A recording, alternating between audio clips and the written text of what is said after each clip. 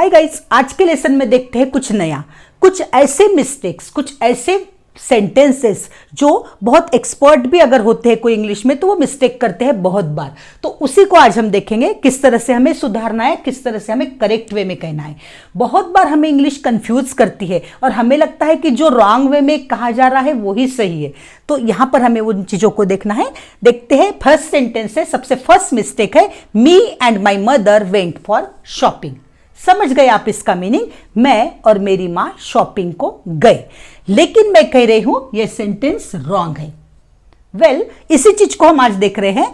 यहां पर आपको सबसे पहले सब्जेक्ट पर फोकस करना है। इसका सब्जेक्ट है मी एंड माई मदर। ठीक है, यह सब्जेक्ट में सबसे बड़ी मिस्टेक यह है गाइस कि यहां हमें मी को ना लेते हुए आई को लेना है। क्यों आई को लेना है? हम सब्जेक्ट की बात कर रहे हैं और सब्जेक्ट में इस तरह के ऑब्जेक्टिव केस नहीं चाहिए। यह है हमारा ऑब्जेक्टिव केस।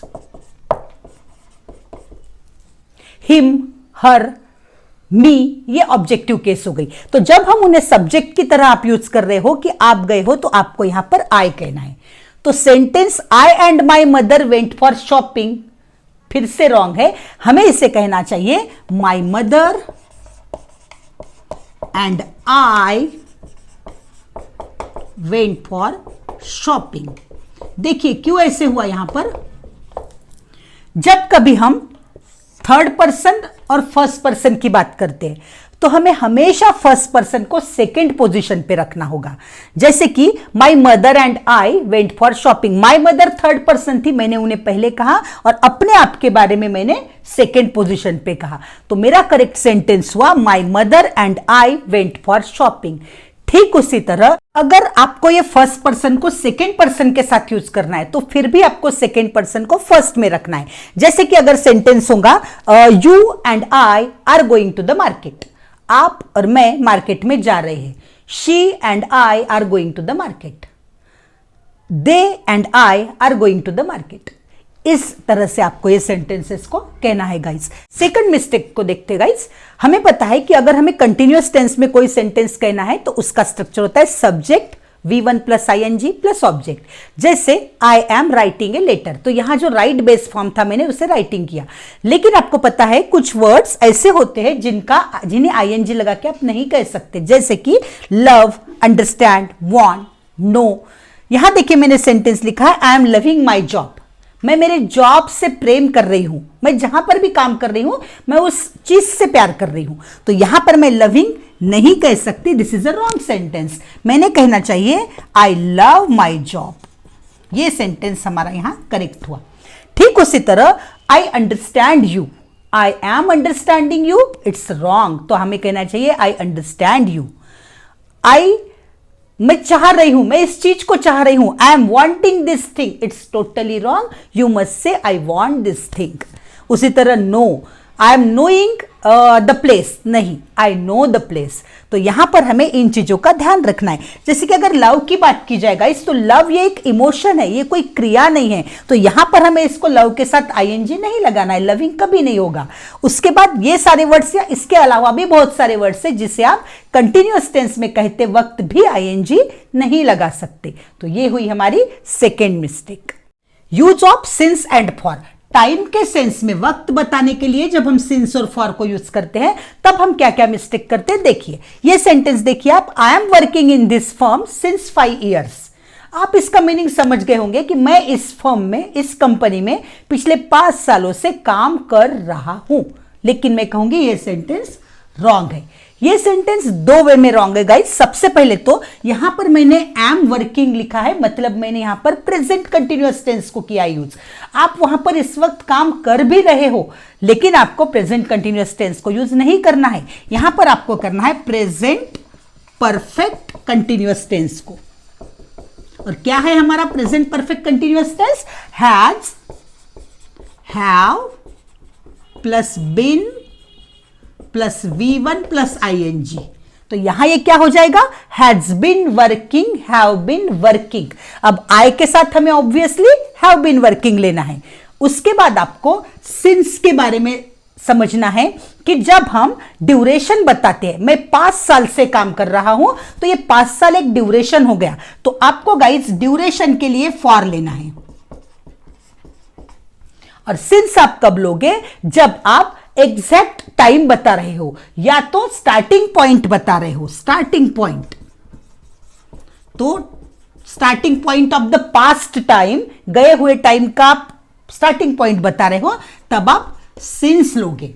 तो ये सेंटेंस करेक्ट कैसे होगा guys? I am working in this firm since 5 years नहीं, I have been working in this firm for 5 years। अब मैंने यहां पर सिंस नहीं लिया, फॉर लिया 5 years। और अगर मुझे सिंस को यूज करना है तो मुझे वो एग्जैक्ट ईयर बताना होगा कि मैंने कौन से ईयर से स्टार्ट किया है। तो एक सेंटेंस हमारा करेक्ट होगा, I have been working in this firm for 5 years। और मुझे अगर सिंस को यूज करना है तो मुझे कहना होगा, I have been working in this firm since 2020। अब जब मैं 2020 बता रही हूं, आप ये समझ गए हो कि एग्जैक्ट कौन सा टाइम था, स्टार्टिंग पॉइंट कौन सा था। तो ये बेसिक डिफरेंस को आपको यहां ध्यान रख के ही ऐसे टाइप के सेंटेंसेस को कहना है। Mistake number 4, and that is use of too and very. आपको पता है टू और वेरी हम कब यूज करते हैं? जब हम बहुत ज्यादा है कोई चीज, इस अंदाज में हम सेंटेंस कहते हैं तो हम कहते हैं टू या तो very, very naughty, too happy, too naughty, इस तरह से हम कहते हैं। लेकिन गाइस यहां पर हमें इसका माइन्यूट डिफरेंस ध्यान में लाना होगा। जैसे देखिए, शी इज टू नॉटी, वो बहुत नॉटी है, इट इज करेक्ट। लेकिन अगर मैं कह रही हूं she is too sweet, this is wrong. यहां मैंने कहना चाहिए शी इज वेरी स्वीट। क्या है मीनिंग इसका? क्यों ऐसे मैंने कहा? तो हमें टू को हमेशा नेगेटिव सेंस में यूज करना चाहिए। टू को हमें हमेशा नेगेटिव सेंस में यूज करना चाहिए। जब कोई नेगेटिव बात हम बता रहे हैं तब हमें टू को यूज करना है। जैसे मैं कहती हूं अगर शी इज टू स्वीट, तो वो स्वीट है लेकिन मैं उसे टू नहीं कह सकती, है ना। नॉटी नेगेटिव चीज है, इसलिए मैं उसके लिए टू यूज करूंगी। जैसे the weather is very good, the weather is very good. The tea is too hot, मतलब जितना चाहिए गर्म उससे ज्यादा गर्म है वो। The tea is too hot, बहुत ज्यादा गर्म है, मैं नहीं पी सकती अभी इससे। तो यहां पर मैंने टू को यूज किया, the tea is too hot. लेकिन वेदर के लिए मैंने कहा the weather is very good, the weather is very nice. तो यहां पर हमें इस बात का ध्यान रखना है। लेकिन अगर मैं कह रही हूं शी इज वेरी क्लेवर, आप समझ गए वो बहुत होशियार है। लेकिन मैं कह रही हूं she is too clever, she is too clever, तो टू क्लेवर का मतलब होता है वो जरूरत से ज्यादा ही होशियार है। मतलब मैं यहां पर सार्केस्टिकली या उलट अंदाज में या गलत अंदाज में कह रही हूं कि वो जरा ज्यादा ही चालाक है, जरा ज्यादा ही होशियार है, तो मैं कहूंगी कि शी इज टू क्लेवर। तो यहां पर आपको सोच समझ के टू और वेरी को यूज करना होगा। टू हमेशा नेगेटिव सेंस के लिए यूज करना है और वेरी को हमेशा अच्छे एडजेक्टिव के साथ आपको यूज करना है। फिफ्थ मिस्टेक देखिए जो हम हमेशा करते हैं, लॉस्ट और फॉरगॉट का यूज करना। लॉस्ट मतलब हमने कहीं गुमा देना उस चीज को, हमारी कोई चीज गुम हो जाना, और फॉरगॉट का मतलब होता है गलती से उस चीज को छोड़ देना। तो फर्स्ट सेंटेंस देखिए आप, I lost my keys in the car. I lost my keys in the car wrong है, मैं मेरी चाबियां गाड़ी में ही भूल गया। तो यहां पर आपको फॉरगॉट बोलना होगा, I forgot my keys in the car.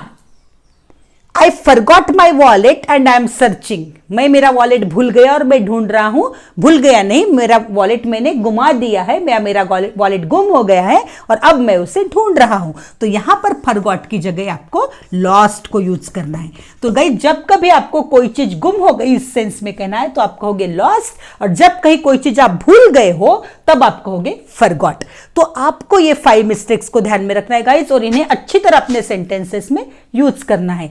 Hope आपको आज का लेसन अच्छा लगा है। अगर अच्छा लगा है गाइस और फर्स्ट टाइम आप मेरे चैनल पे आए हो तो प्लीज इसे सब्सक्राइब कर दीजिए, और अगर आप मेरे पुराने व्यूअर हो तो इसे लाइक और शेयर भी कीजिए।